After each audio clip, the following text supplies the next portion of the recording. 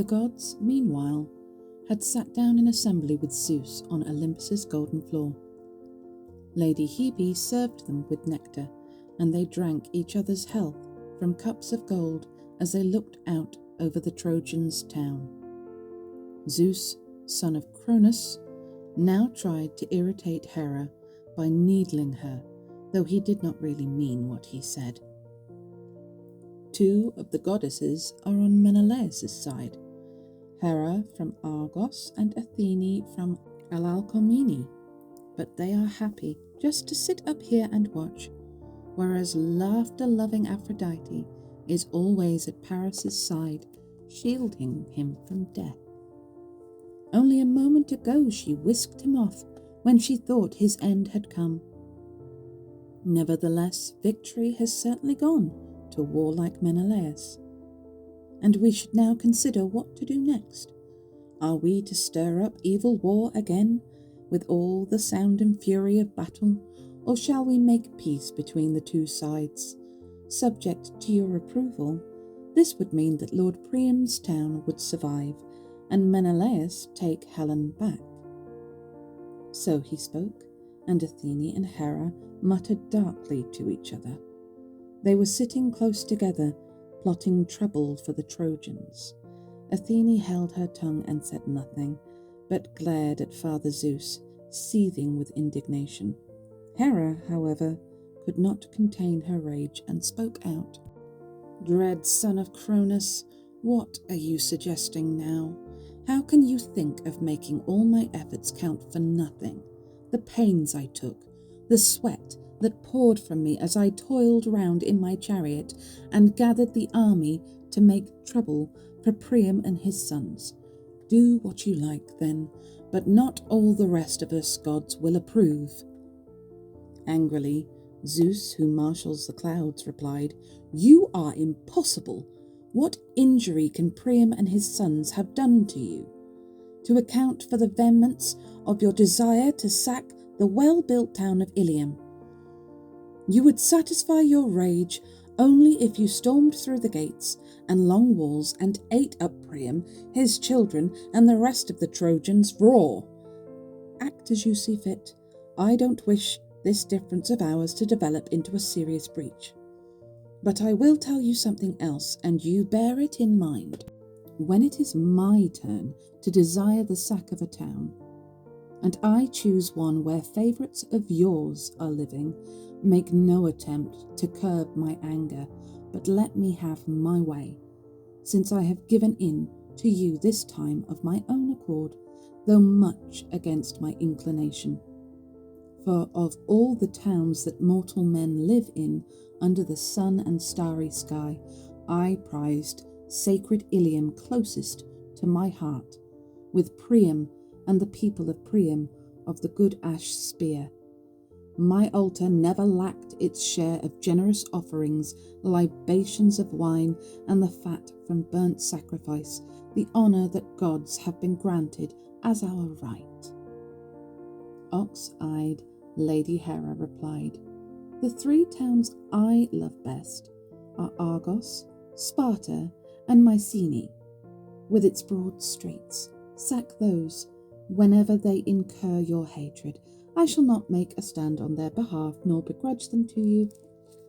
But if I do object and refuse to permit their destruction, I shall achieve nothing. You are far too strong for me.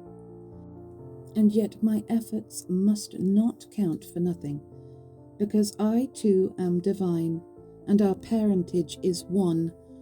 Further, among all the daughters of sickle-wielding Cronus, I take precedence in two respects, because I am the eldest by birth, and also because I am your acknowledged wife, and you are lord of all the gods. However, let us yield to one another in these matters, I to you and you to me.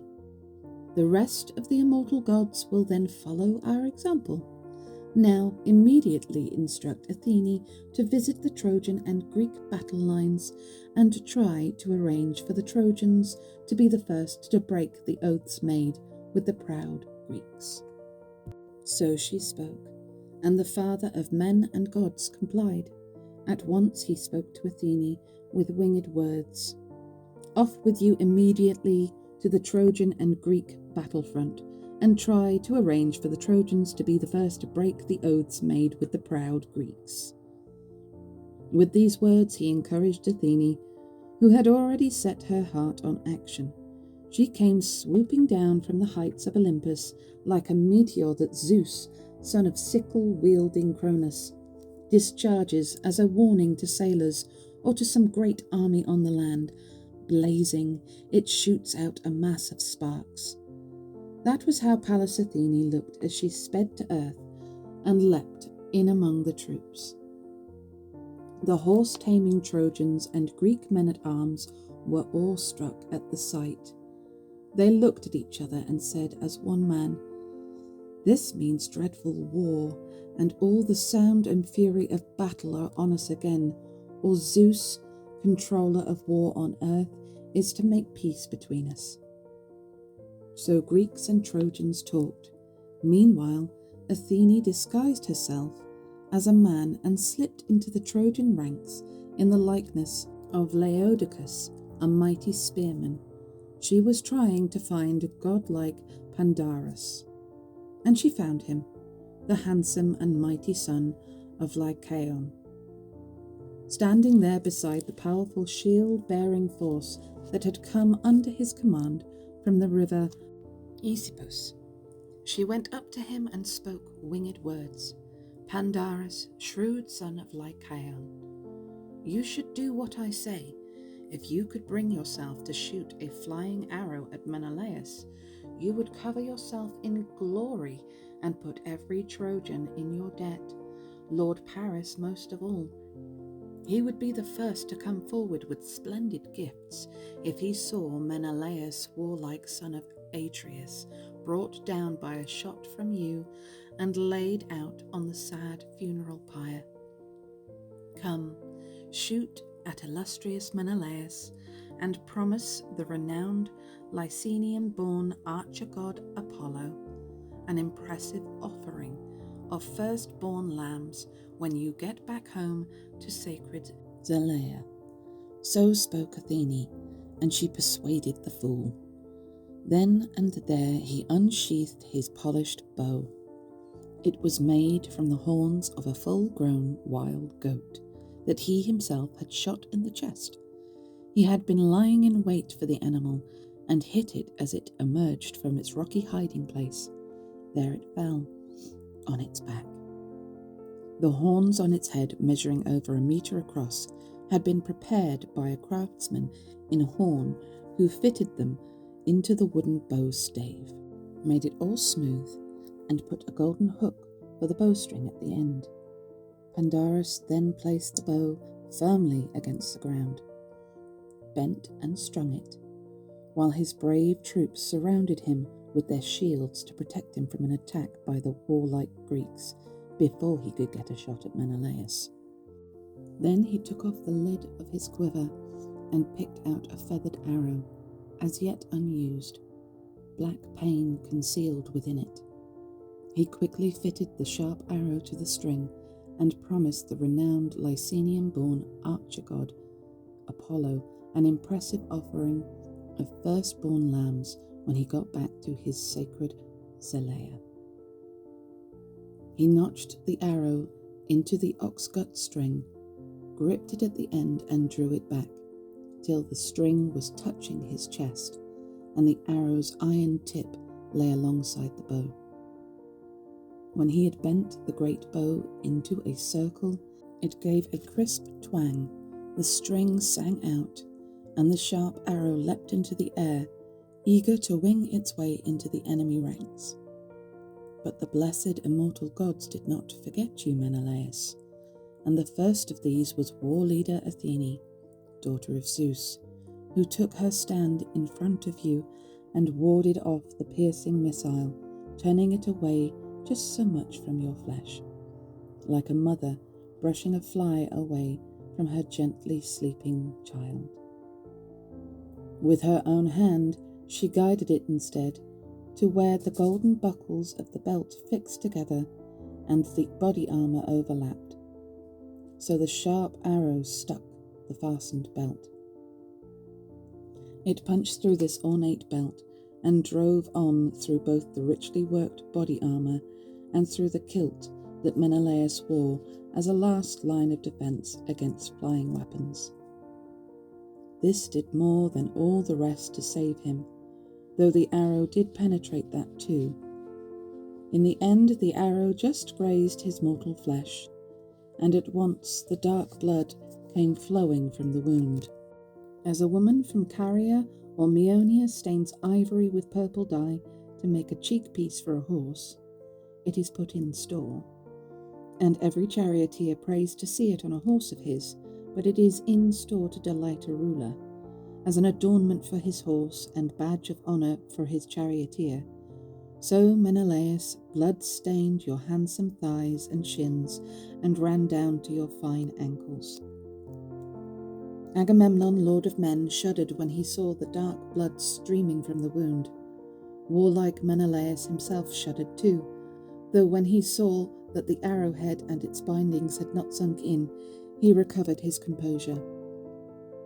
But Lord Agamemnon gave a deep groan, as did his men, took Menelaus by the hand and said, "My dear brother, it was your death then that I swore to when I took the oath and sent you out alone to fight for us against the Trojans, who have shot you now and trampled on the sacred oaths. But oaths sealed by our right hands and solemnized with libations of wine and the blood of lambs cannot be sealed in vain. Olympian Zeus may postpone the penalty, but he exacts it in full in the end, and oath-breakers pay a heavy price. They pay with their own lives and their wives and children's too. But deep in my heart I know well the day is coming when sacred Ilium will be destroyed, together with the people of Priam, and Priam himself of the good ash spear. Zeus, son of Cronus, from his high throne in Olympus where he lives, will himself shake out the dark aegis of destruction over all of them in his anger at this perjury of theirs. All this will happen without fail. Yet if you die, Menelaus, if your life has really run its destined course, how bitterly I shall lament you, and what a storm of criticism I would face on my return to dusty Argos, for the Greeks will at once be set on getting home. We should be forced to abandon Helen here for Priam and his men to boast over, while the earth would rot your bones as you lay here in Troy. The sight of your failed mission, some arrogant Trojan will jump up and down on the tomb of illustrious Menelaus and say, "May every quarrel picked by Agamemnon end like this, a failed expedition, retreat in empty ships, and brave Menelaus left behind." That is how they will talk, and I shall pray for the broad earth to swallow me. Auburn-haired Menelaus comforted him and spoke, "Put your mind at rest and don't alarm the men. The sharp arrow did not reach a vital spot. Before it got so far, it was stopped by my metal belt, the body armour underneath, and the kilt which bronze smiths made for me." Lord Agamemnon replied and said, "If only you are right, dear Menelaus, but a healer will treat the wound and apply herbs to relieve the pain." He spoke and addressed Talthybius, the godlike herald. "Talthybius, fetch Machaon here as quickly as possible, son of the matchless healer Asclepius, to see Menelaus. Some Trojan or Lycianian archer, who knows his business well, has hit him with an arrow. Glory for him, grief for us." So he spoke, and the herald heard, complied, and made his way through the ranks of bronze-armoured Greeks, searching for the warrior Machaon. He found him standing with his men, the powerful shield-bearing force that had come under his command from Tricce, where the horses graze. He went up to him and spoke winged words. "Quick, Machaon, son of Asclepius, Lord Agamemnon has sent for you to see Menelaus. Some Trojan or Lycianian archer, who knows his business well, has hit him with an arrow. Glory for him, grief for us." So he spoke, and his words went straight to Machaon's heart, he set off through the ranks of the great Greek army. When they reached a spot where Menelaus lay wounded, with all the commanders gathered round him in a circle, Machaon took his place in the middle and at once extracted the arrow from the close-fitting belt, though the pointed barbs broke as the head was pulled out. Then he undid the metal belt, the body armour underneath, and the kilt which bronze smiths made. When he found the place where the sharp arrow had pierced the flesh, he sucked out the blood and skillfully applied soothing herbs from the supply with which the sympathetic centaur Chiron had once equipped his father Asclepius. While they were attending to Menelaus, master of the battle cry, the ranks of shield-bearing Trojans advanced to the attack. The Greeks once more put on their armour, their will to fight renewed. Then you would not see godlike Agamemnon dozing or hiding or unwilling to fight, but eager for the battle where men win glory. He decided not to use his horse and bronze-inlaid chariot, so the pair were led aside by his attendant Eurymedon, son of Ptolemy, snorting as they went. But Agamemnon was careful to instruct the man to keep them close at hand, in case he grew weary at any point while he worked his way as commander round the great army. Then he set out on foot to make his tour of inspection of the troops. When he came upon any of his Greeks with their swift horses who were up and doing, he stopped and encouraged them. Greeks, never relax that fighting spirit of yours. Perjurers will get no help from Father Zeus. The men who first broke the oaths are going to have their own smooth flesh devoured by vultures, while we will carry off their dear wives and little children on board our ships when we have sacked their citadel. On the other hand, if he found any shrinking from the ugly business of war, he turned on them sharply and angrily. Greeks, you despicable loudmouths, have you no shame? Why do you stand there bewildered like fawns that dash across the plain and exhaust themselves and stop, because they have no more will to resist? That's what you look like, standing there, bewildered instead of fighting. Or are you waiting for the Trojans to threaten our well-built ships drawn up on the grey sea shore, in the hope that Zeus will lay a protecting hand over you? So he made his commander's tour of inspection of the troops. In his tour of the throng of men, he came upon the Cretans, the troops that armed for battle under warlike Idomeneus. In the forefront was Idomeneus himself, brave as a boar, while Meriones urged on the troops at the rear. Agamemnon, lord of men, was delighted when he saw them and at once spoke warmly to Idomeneus. Idomeneus, of all my Greeks, with their swift horses, there is not one I honour more than you, on the battlefield, on other missions, and at feasts for senior advisers, when the Greek leaders mix themselves sparkling wine. When the rest of the long-haired Greeks have drunk up their portion, your cup still stands full, like mine, to drink from as you wish. Off then into battle, and be the man you have always said you were. Idomeneus, commander of the Cretans, said in reply, Son of Atreus, you can rely on my loyal support, and the solemn assurance I gave you when this business began. Inspire the rest of the long-haired Greeks, so that we can join battle at once, now that the Trojans have broken their oaths. As for them, they can look forward to nothing but death and disaster, since they first broke the oaths. So he spoke, and Agamemnon passed on, well pleased. In his tour of the throng of men, he came upon the two brothers Ajax and Teucer. The pair were putting on their helmets and had a cloud of infantrymen at their back. As a goatherd in his lookout sees a cloud approaching across the sea, driven by a roaring west wind, the goatherd is some way off, but black as pitch. The cloud advances at him across the sea, bringing a great whirlwind in its wake, and he shudders when he sees it, and drives his flocks into a cave. Such were the close-packed ranks of Olympian-bred young men under the two brothers, dark, bristling with shields and spears, as they moved off into battle. Lord Agamemnon was delighted to see them and spoke winged words. Ajax and Teucer, leaders of the bronze-armoured Greeks, I have no orders. Encouraging you would be quite out of place. Your very leadership inspires your men to fight their best. Father Zeus, Athene, and Apollo, if only everyone had your attitude.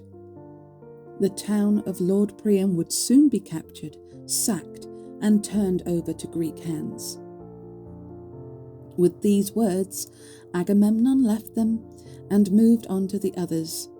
There he came across Nestor, the clear-voiced speaker from Pylos, whom he had found preparing his men to fight and marshalling them under their leaders, great Pelagon, Alastor, and Chromius, Lord Haemon and Bias shepherd of the people. Nestor stationed his charioteers with their horses and chariots in the front, and at the back his many brave foot soldiers to serve as rear guard. He placed his inferior troops in the middle so that even the unwilling would be forced to fight. He told his charioteers, whom he was instructing first, to keep control of their horses and not get entangled in the melee. Don't think bravery and skill entitle a charioteer to charge forward and fight the Trojans on his own. Don't let anyone drop behind and weaken the whole force. When a man in his own chariot comes within reach of the enemy, he should try a spear thrust. That is the best tactic. This is the discipline and courage that enabled our forefathers to storm towns and fortifications. So old Nestor used the experience he had gained in battles long ago to inspire his troops. Lord Agamemnon was delighted to see him and spoke winged words. Venerable sir, how happy I could be if your spirit were matched by the vigour of your limbs, and your strength was unimpaired, but age, which no one can escape, lies heavy upon you. If only you could pass it on to someone else and rejoin the ranks of youth. Then Nestor, the Gerenian charioteer, replied to him, Son of Atreus, I too could wish most heartily to be the man I was when I killed godlike Ereuthalion. But the gods do not grant us all their favours at one time. I was a young man then, now age presses hard upon me. Yet for all that, I shall still be with my charioteers and in command. Their tactics and orders come from me. That's the privilege of age. Even if the spear is left to younger men than myself, who can rely on their muscle. So he spoke, and Agamemnon moved on well pleased. Next he found Perteus' son, the horse-driver Menestheus. This man and his Athenian troops, champions of the battle cry, were standing idle, and nearby was quick-thinking Odysseus with his Cephallenian troops, a substantial force, standing idle too. The call to battle had not yet reached their ears, since the Trojan and Greek troops had only just begun to move into action.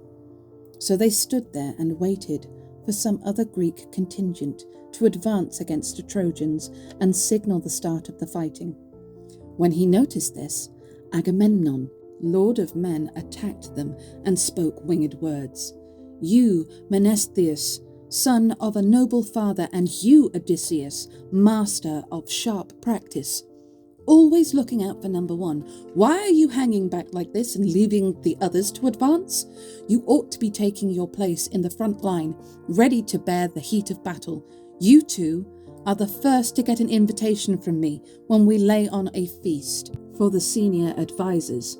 On such occasions you're quite happy to take your fill of roast meat and sweet wine for as long as you want, but now you seem happy to stand by and watch while 10 contingents of Greeks fall on the enemy with their spears before you make a move. Quick-thinking Odysseus gave him a black look and replied, Son of Atreus, why do you say such a thing?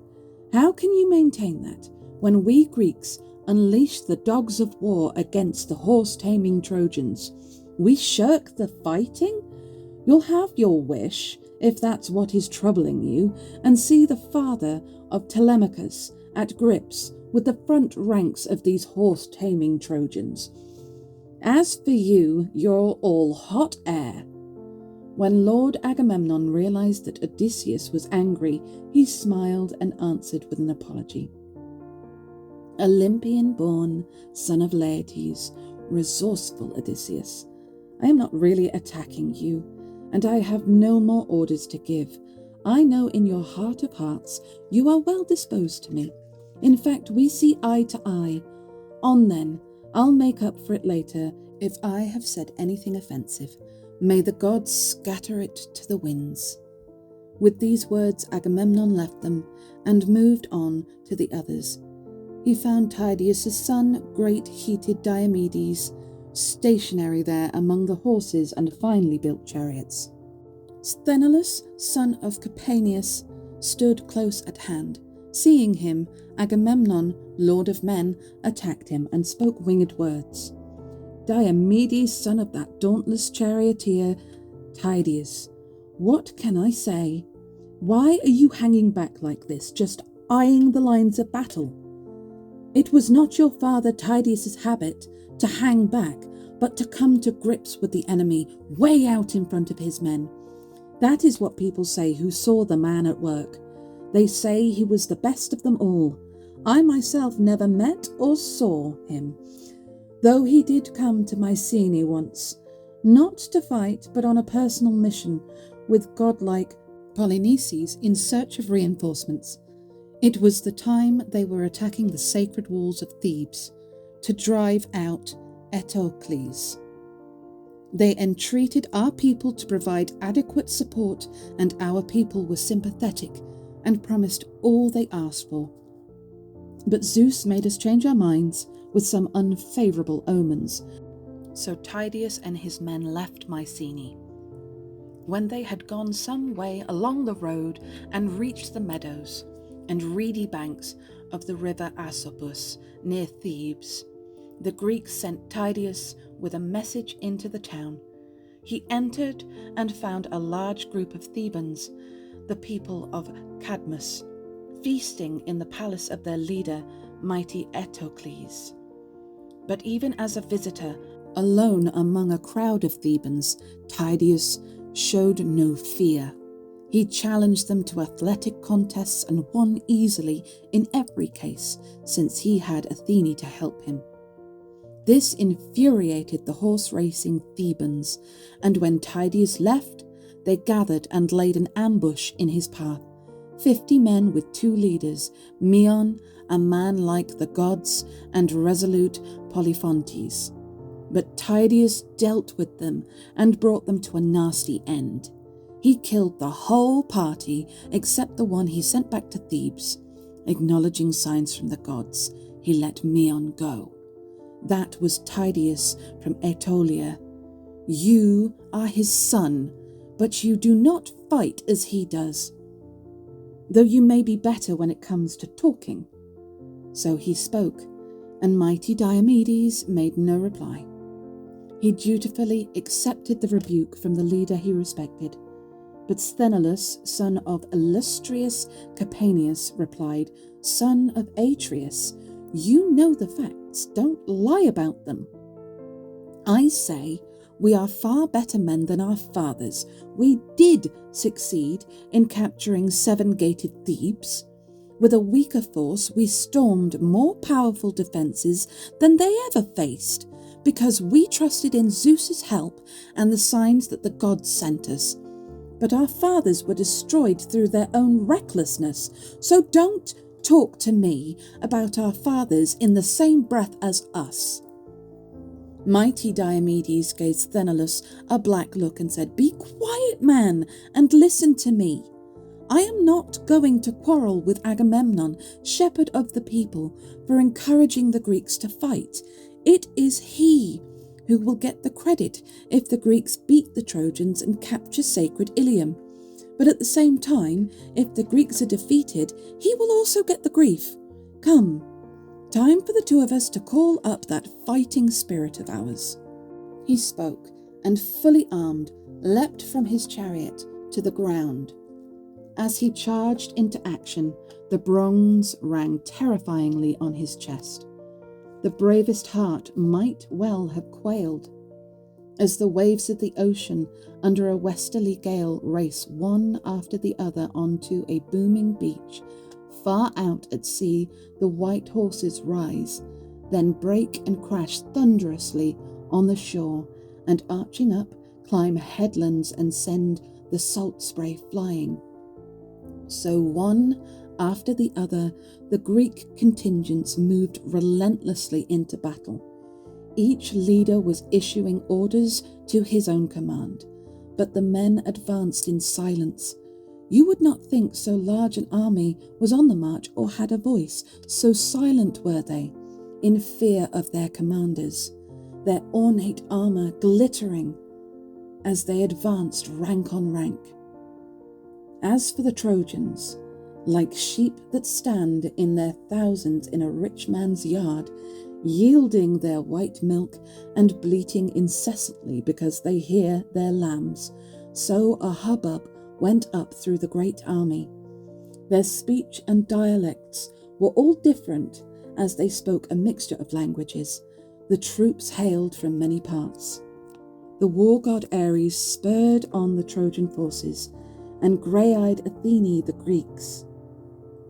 Terror and panic accompanied her, and so did implacably determined Strife, the sister and ally of man-slaying Ares. Small at first, she soars upward, and, though her feet are still on the ground, reaches high Olympus with her head. Now she too swept in among the Trojans and Greeks, filling them with hatred of one another and ensuring the death cries of more and more men. The armies advanced and met in a single space with a clash of shields, spears, and bronze-armoured warriors. The bossed shields collided, and a great roar went up, the screams of the dying, the jeers of the victors, and the earth ran with blood.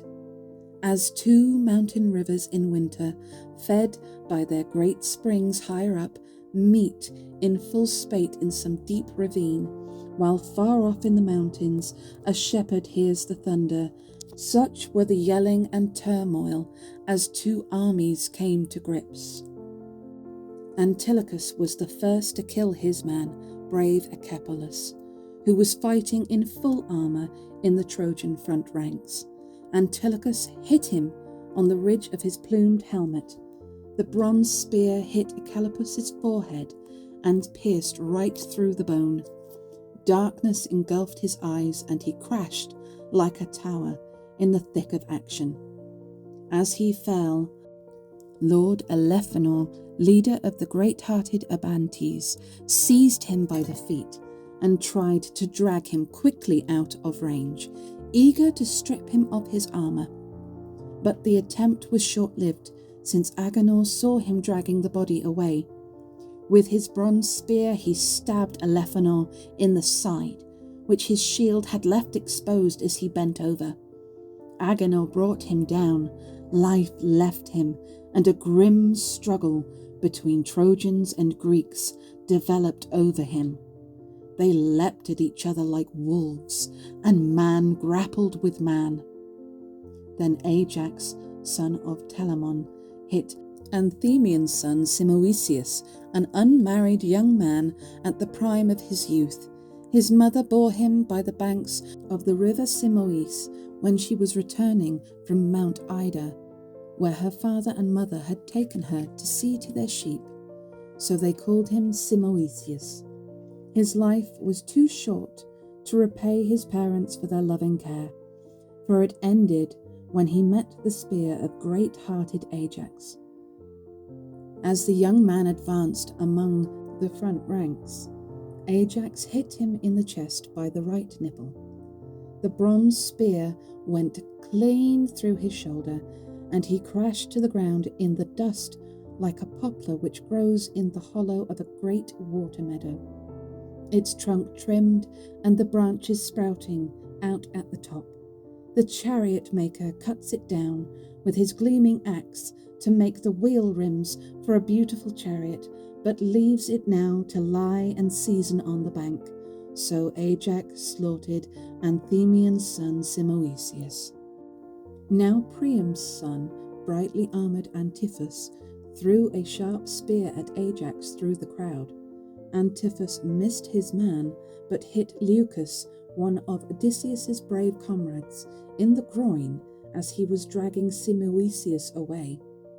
The body fell from Leucus's hands, and he himself came crashing down on top of it. Odysseus was infuriated when he saw Leucus killed. His bronze armour glittering, he advanced through the front ranks up to the enemy lines, where he took his stand and, looking carefully round, threw his gleaming spear. The Trojans leapt back when they saw it coming, but Odysseus's spear did not leave his hand for nothing. It hit Democoon, a bastard son of Priam, who had joined Priam from the town of Abydos. He was standing by his horses when Odysseus, infuriated by his companion's death, hit him with his spear on the temple, and the bronze tip passed right through and came out the other side. Darkness engulfed Democoon's eyes. He thudded to the ground, and his armour clattered about him. At this, glorious Hector and the Trojan front ranks fell back, while the Greeks gave a great shout, dragged in the bodies, and pushed forward. This filled Apollo, who was watching from Pergamus, Ilium's highest point, with indignation, and he shouted to the Trojans, "On with you, horse-taming Trojans! Never give Greeks best in your will to fight. They are not made of stone or iron. Their flesh can't keep out penetrating spears when they are hit. And what's more, Achilles, son of lovely-haired Thetis, is not fighting, but nursing his heart-tearing anger by the ships." So the awe-inspiring god spoke from the citadel, while the Greeks were encouraged by Athene, Triton-born, most glorious daughter of Zeus, who went through the ranks herself, spurring on any Greek she saw holding back. Now destiny shackled Diores. He was hit by a jagged stone on the right leg near the ankle. The man who threw it was the Thracian leader Peiros, who came from Enos. The shameless rock completely shattered the two tendons and the bones, and Diores fell backwards in the dust, stretching his hands out to his friends and gasping for life. But Peiros, the man who had hit him, ran up and stabbed him by the navel with his spear. All his innards gushed out onto the ground, and darkness engulfed his eyes. As Peiros sprang away, however, Thoas from Aetolia hit him in the chest with his spear below the nipple, and the bronze point sank into his lung. Thoas then came up to him, pulled the heavy spear from Peiros's chest, and, drawing his sharp sword, struck him full in the belly. He took Peiros's life, but he did not get his armour, for Peiros's men, the Thracians, with their hair in topknots, surrounded him. They held their long spears steady in their hands, and forced Thoas, great, powerful, and noble though he was, to retreat. Shaken, he withdrew. So these two, Peiros and Diores, lay stretched in the dust at each other's side, one of them the leader of the Thracians, the other of the bronze-armoured Eleans, and many others lay dead around them. Indeed, this was no idle skirmish. Anyone arriving fresh in the middle of this battle uninjured by throw or thrust of a sharp spear, he would have needed Athene to shield him from the hail of missiles, and led him by the hand, would have soon found that out. Trojans and Greeks that day lay there in their multitudes, stretched out alongside each other, face down in the dust.